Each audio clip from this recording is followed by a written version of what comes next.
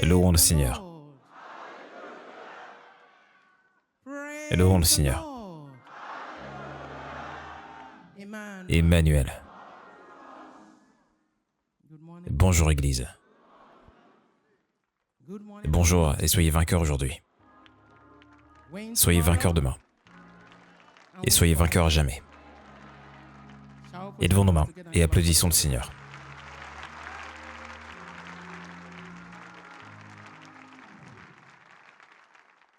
Et c'est une nouvelle aube. C'est une nouvelle aube. Qu'elle soit pour nous un sujet d'allégresse et de joie. Un sujet d'allégresse, car il y a de quoi être heureux. Un sujet de joie, car il y a de quoi être joyeux. Et quelle en est la raison? Christ Jésus dans nos vies et l'espérance de la gloire. Que son nom soit loué à jamais. Que le nom du Seigneur soit loué à jamais. Et vous pouvez vous asseoir. Et nous nous encouragerons ce matin avec la parole de Dieu. Et je prie que tandis que nous entendons et obéissons à la parole, que nous soyons touchés d'une façon différente, d'une manière plus glorieuse. Tandis que nous entendons et obéissons à la parole, et nous serons touchés d'une manière merveilleuse, alors que la parole continue et d'être la vie et la lumière pour nous, au nom de Jésus. Et vous savez, j'ai tellement dansé ce matin. Juste là, dans la maison. Et je dansais. Tout comme vous le faisiez ici également. Et j'ai vu beaucoup d'entre vous danser aussi. Vous étiez en train de remercier Dieu. Et vous chantiez des louanges. Et vous éleviez vos mains en adoration et vers lui. Et je l'ai également fait. Et de tout mon cœur. Et j'aimerais seulement pouvoir danser comme le prophète type Joshua. Mais j'ai dansé. Merci Jésus. Oui, nous nous sommes tous réunis en la présence de Dieu pour le remercier, pour le louer et pour élever nos mains en adoration et vers lui. Toutes ces choses sont importantes dans notre marche de foi avec lui. Mais en cet instant, et maintenant, et nous parlerons et la dévotion est la plus chère. Qu'une personne dise « la dévotion la plus chère ». Et la dévotion est la plus chère. Et c'est ce dont nous allons parler maintenant. Ce sera notre message d'aujourd'hui. Ouvrez vos Bibles au livre de Michée. Dans l'Ancien Testament. Oui, le livre de Michée 6, et verset 8. Et je lis, « On t'a fait connaître, ô homme, et ce qui est bien, et ce que l'Éternel demande de toi, c'est que tu pratiques la justice, que tu aimes la miséricorde, et que tu marches humblement avec ton Dieu. » Et c'est simple. Et la parole de Dieu dit que Dieu vous a montré ce qui est bien. Et ce qu'il requiert de vous, c'est que vous pratiquiez la justice, que vous aimiez la miséricorde et que vous marchiez humblement avec votre Dieu. Avec cette déclaration, et vous serez d'accord avec moi, que vous n'êtes jamais dans l'obscurité quand il en vient à ce que Dieu requiert de vous. Cela ne vous a jamais été caché. Et donc, nous devrions faire attention. Et vous devriez faire attention à ce que vous faites et à la manière dont vous le faites. Et vous devriez faire attention à ce que vous dites et à la manière dont vous le dites. Car Dieu requiert que vous fassiez ce qu'il y a de mieux, et ce qui est juste, à tout moment, même si c'est contraire à ce que vous voulez naturellement faire. Et Dieu vous a montré ce qui est bien, et ce qu'il requiert de vous, et de pratiquer la justice, et d'aimer la miséricorde, et de marcher humblement avec votre Dieu. Et la Bible, dans le livre de Jean, 3 verset 16 dit « Car Dieu a tant aimé le monde. Car Dieu a tant aimé le monde qu'il a donné son Fils unique, afin que quiconque croit en lui et ne périsse point, mais qu'il ait la vie éternelle. » Et Dieu a tant aimé le monde qu'il a donné son Fils unique, afin que quiconque croit en lui et ne périsse point, mais qu'il ait la vie éternelle. Il nous aime tant qu'il nous a donné son Fils pour être une feuille de route, un flambeau, un canal de lumière, afin que quiconque le suit, afin que quiconque marche dans son chemin, ne marche point dans les ténèbres, mais qu'il ait la lumière de la vie en lui. Aujourd'hui, plusieurs luttent. Ils luttent, ne sachant pas où placer Christ Jésus dans leur vie. Ils se débattent. Il y a cette bataille en eux. Ils ne savent pas où placer Christ Jésus dans leur vie. Et tout ce qu'ils connaissent de lui, c'est la confession des hommes. Et bien qu'ils aient pu avoir une rencontre avec lui, mais ils ne savent pas où le placer dans leur vie. Oh, Christ est le guérisseur. Il est le sauveur, notre rédempteur, notre consolateur. Il est le grand avocat.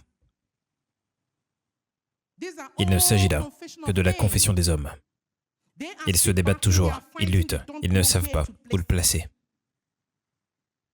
Ils sont seulement convaincus, mais pas convertis.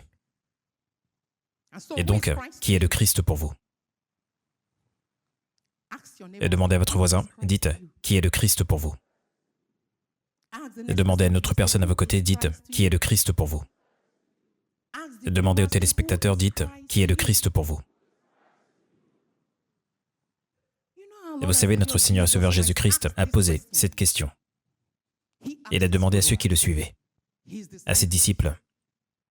Et dans le livre de Matthieu 16, il leur demanda, « Qui dites-vous que je suis? Qui dit-on que je suis ?» Et ils commencèrent à lui répondre, « Oh, ils disent que tu es ceci, ils disent que tu es cela, ils disent que tu es ceci. » Il confessait ce que les gens disaient de lui. « Qui dit-on que je suis ?» leur demanda-t-il. Et le Christ ne leur a pas posé cette question parce qu'il ne savait pas qui il était, ou ce qu'il pense, qu'il pense de lui. Rappelez-vous que beaucoup d'entre eux étaient avec lui depuis très longtemps. Ils étaient avec lui depuis longtemps. Ils le connaissaient. Il n'a pas posé la question parce qu'il ne savait pas qui il était ou ce qu'il pensait de lui. Il l'avait vu faire des choses merveilleuses, accomplir l'œuvre de son Père, d'un niveau à un autre, et de gloire en gloire. Et la Bible dit que le Christ allait de lieu en lieu, faisant du bien. Et c'est dans sa nature de faire du bien. Et donc, il allait jour après jour, heure après heure, faisant du bien, et il le suivait. Il avait même envoyé certains d'entre eux en mission, en son nom. Puis, il leur a demandé, « Qui dit-on que je suis ?» Et ils ont commencé à lui dire, « Ah, les uns disent que tu es le prophète à venir. Et d'autres disent que tu es Jean-Baptiste. Oh, et d'autres disent que tu es Jérémie. Ils disent que tu es Élie. » Ils étaient en train de confesser ce que les gens disaient de lui. Puis, il se retourna et dit, « Et vous, qui dites-vous que je suis ?» Il y eut un grand silence. Tout le monde s'est tu. Beaucoup se disaient à eux-mêmes, qu'est-ce que cet homme dit encore? Qu'est-ce que cet homme est en train de dire? Et nous sommes avec toi, et nous savons qui tu es. Mais ce n'est que Simon-Pierre qui a eu la hardiesse de le reconnaître. Il lui a dit, tu es le Messie et le Fils du Dieu vivant.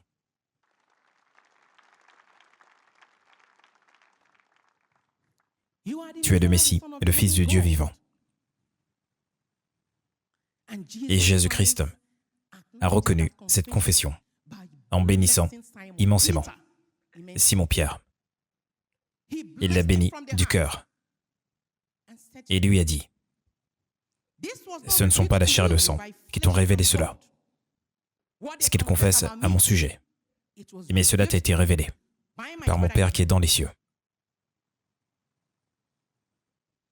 Et la Bible, dans le livre des Romains 10, verset 9, dit, et si nous confessons de la bouche, et si nous croyons dans notre cœur, et si nous confessons de notre bouche, et si nous croyons dans notre cœur, que Jésus-Christ est le Fils de Dieu, nous serons sauvés. Tandis que vous confessez de votre bouche et que vous croyez dans votre cœur que Jésus-Christ est le Seigneur, et vous serez sauvés. Et donc, et de même que la confession fait partie du salut, et de même croire fait partie du salut. Et Jésus attend d'être rejeté ou accepté aujourd'hui. En fait, dans plusieurs cœurs, il est toujours en train d'être jugé. Et Jésus-Christ attend d'être accepté ou d'être rejeté. Et donc, que faites-vous de lui? Que faites-vous du Christ? C'est mon mentor, c'est mon enseignant, c'est mon cher et tendre. Et le prophète type Joshua dit que si votre choix n'est pas de servir le Dieu vivant avec un cœur bien disposé, ne pensez pas qu'il y ait de la valeur dans un autre choix, si toutefois il y en a, que de servir le Dieu vivant. Et donc, que faites-vous de lui? Que faites-vous de Dieu? Croire est notre connexion. Qu'une personne dise « croire est notre connexion ». Croire est notre connexion. Et notre connexion au trône de Dieu. Et notre connexion au trône de la grâce. En croyant, nous sommes justifiés. En croyant, nous demeurons fermes avec lui. Et notre obéissance en lui est la seule preuve de notre foi en lui. Et notre obéissance en Christ Jésus est la seule preuve de notre obéissance en lui. Et notre message est la dévotion, est la plus chère. Et je sais que vous êtes ici pour le bon choix. Mais je veux vous demander, êtes-vous ici pour le bon choix? Et je vous pose la question, êtes-vous ici pour le bon choix? Et vous faites comme les disciples de Jésus-Christ. Qui dit-on que je suis? Ils répondirent, qui dites-vous que je suis? Et le silence. Êtes-vous ici pour le bon choix? Amen. Amen. Ce que Dieu Tout-Puissant requiert de vous est planté dans votre cœur. Je vous ai dit que j'ai beaucoup dansé ce matin. Et j'ai aussi vu beaucoup d'entre vous. Ce que Dieu Tout-Puissant requiert de vous est planté dans votre cœur. Et cela ne consiste pas en la graisse de bélier, en des sacrifices, en des holocaustes, en des jeûnes et des prières, à élever les mains en adoration, sans une profonde réforme du cœur et de la vie. Il a dit, Et je t'ai fait connaître ce qui est bien. C'est que tu pratiques la justice, que tu aimes la miséricorde et que tu marches humblement avec ton Dieu. Ce que Dieu requiert de vous est dans votre cœur. Et cela ne consiste pas à venir dans l'église de Dieu tous les jours et sans une profonde réforme du cœur et de la vie. Quel que soit le service que nous prétendons rendre, quelles que soient les choses que nous faisons, qui ne viennent pas de l'intérieur, qui ne sont pas issues de la croyance, qui ne viennent pas de notre cœur, elles ne sont qu'hypocrisie et tromperie. Car ceux qui se séparent et volontiers de leur sacrifice, de leur argent, de leurs biens,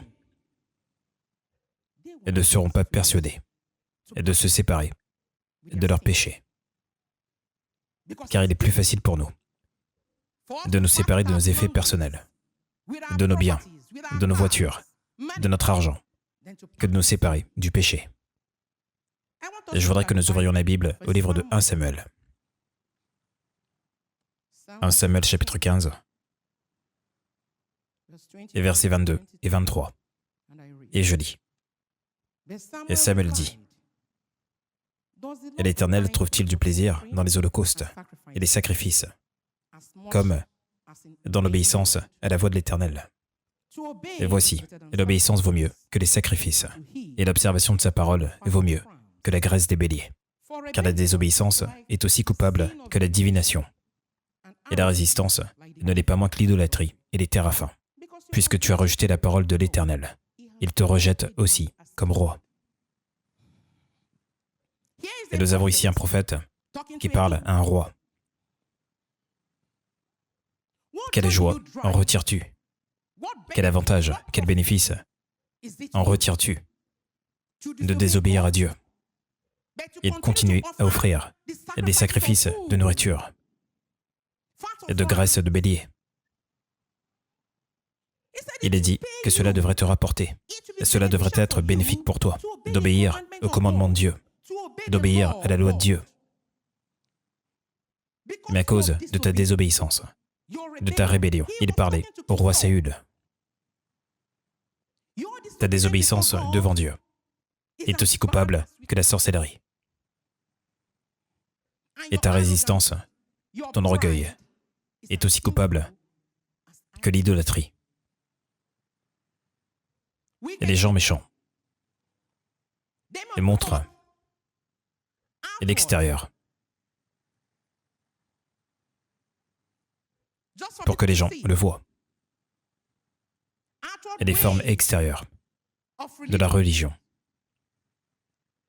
Ils montrent à l'extérieur, et se montrant religieux et saints, comme adorant Dieu. Mais ils renieront, ils rejetteront sa réelle puissance et vous séparer de tout ce que vous possédez, et de vos offrandes, et de vos sacrifices, et sans une profonde réforme du cœur et de la vie, ne peut pas être agréable à Dieu. Ce que Dieu requiert de vous est simple, est vraiment très simple. Il s'agit d'un esprit brisé, d'un cœur contrit, d'un cœur humble et d'un cœur sincère, que Dieu Tout-Puissant ne rejettera pas. Et Dieu ne rejettera pas un tel cœur. Ceux qui viennent à Christ Jésus doivent venir à lui en toute sincérité et humilité de cœur. Et si vous devez venir à Christ Jésus, et vous devez venir à lui en toute sincérité et humilité de cœur. Ces choses sont essentielles. Elles représentent les caractéristiques de quoi? De la pureté. Et alors, vous aurez la lumière de Dieu en vous. Et vous ne marcherez pas dans les ténèbres. Mais vous aurez la lumière du Christ en vous, qui brillera partout où vous vous trouverez. dans le livre de Luc 5, versets 1 à 11. Quelqu'un était déprimé. Quelqu'un était déçu. Quelqu'un avait mal. Il avait travaillé toute la nuit, sans résultat. Il avait travaillé toute la journée. Il était déçu. Il avait perdu tout espoir. Il s'agit de Pierre. Et ce, jusqu'à ce que le Christ le rencontre. Et jusqu'à ce qu'il fasse sa rencontre. Et il a illuminé et ces moments sombres. Et le Christ a illuminé et ces moments sombres. Et sur une simple instruction. Il lui a donné une instruction et il a obéi. Et votre obéissance est la seule preuve de votre foi en Dieu. Pierre a obéi à cette voix. Et ces heures perdues, elles sont devenues des heures bénies. Et ces moments de ténèbres sont devenus des moments de lumière. Il y avait de quoi célébrer. Il s'est réjoui dans le Seigneur. Il y avait de quoi être joyeux. Et donc, mes bien-aimés, cette merveilleuse main de Christ Jésus est dirigée vers vous aujourd'hui. Et le Christ tend sa main vers vous. Tout comme il l'a fait pour Pierre. Tenez-la par la foi. Dites à quelqu'un, tenez-la par la foi. Et cette main percée de Christ Jésus est devant vous. Tenez-la par la foi. Et la foi est la direction. Et la foi est notre route vers Dieu. Et dans cette direction, et la justice remplace l'injustice. Et l'humilité remplace l'orgueil. Et la sagesse remplace la folie. Et Jésus-Christ avança vers Pierre et lui dit, « Avance en pleine eau et jette tes filets pour pêcher. » Et bien qu'il essayait de lui expliquer, « Ah, j'ai passé toute la journée ici, et j'ai travaillé, mais sans le moindre résultat. Et je suis déçu, et je suis inquiet. » Mais il répondit, « Sur ta parole, je le ferai. » Et sa vie a été transformée, et de gloire en gloire pour lui. Et cela montre la certitude et l'assurance en Christ Jésus, qu'avec lui, tout est possible. Avec Christ Jésus, tout est possible. Et donc, ne doutez pas de votre foi. Et dites à quelqu'un, ne doutez pas de votre foi. Ne doutez pas de votre foi. Et doutez de vos doutes, car ils ne sont pas fiables. Et le Christ vous assure une bonne vie aujourd'hui. Il vous assure un meilleur lendemain et la vie éternelle, car il est la feuille de route. Il est le guérisseur. Et le Christ est le sauveur. Il est le bon berger. Il est notre consolateur. Il est notre avocat. Il est la vraie vigne. Il vous assure un meilleur lendemain, une bonne vie. Et la Bible, dans le livre de l'Apocalypse 3, verset 20, dit que le Christ se tient à la porte et il frappe. Il dit, « Voici, je me tiens à la porte et je frappe. Et si quelqu'un entend ma voix et ouvre la porte, j'entrerai chez lui. Et je souperai avec lui, et lui avec moi. » Et je me tiens à la porte, et je frappe. Et dit le Christ Jésus, « Et si quelqu'un entend ma voix et ouvre la porte, Et j'entrerai chez lui, et je serai avec lui. Et le Christ frappe à la porte de votre cœur aujourd'hui. Et l'autoriserez-vous à entrer? Il frappe à la porte de votre cœur. Et l'accepterez-vous? Et le Christ frappe à la porte de votre cœur aujourd'hui. Et lui permettrez-vous d'entrer et d'habiter avec vous? Car il peut entrer et vous commencez à le tourmenter.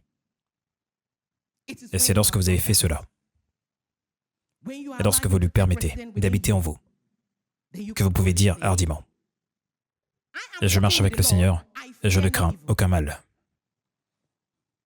Et lorsque vous lui donnez une place dans votre cœur, et c'est alors que vous direz, « Je suis une nouvelle créature, créée en Christ Jésus, avec sa puissance, avec sa capacité, avec sa nature en moi. » Et c'est alors que vous direz hardiment, « Je puis tout par celui qui me fortifie. » Et vous pouvez vous dire, « Celui qui est en moi est plus grand que toutes les forces du mal, que toute la puissance de Satan assemblée contre moi. » Et donc, mes bien-aimés, ce que Dieu requiert de vous est planté dans votre cœur. Il a dit qu'il vous a fait connaître ce qui est bien. Il vous a montré ce qu'il requiert de vous. C'est que vous continuez à pratiquer la justice, que vous aimiez la miséricorde et que vous marchiez humblement avec lui. Et donc, je vous dis aujourd'hui, fortifiez-vous dans le Seigneur. Fortifiez-vous dans sa main puissante. Et donc, que le faible dise, « Je suis fort, car je marche avec le Seigneur. » Que le pauvre dise, « Je suis béni. Je suis béni, car je marche avec le Seigneur. » Et que le captif dise, « Je suis libre. » Oui, je suis libre, car je marche avec le Seigneur. Je vous bénis tous aujourd'hui.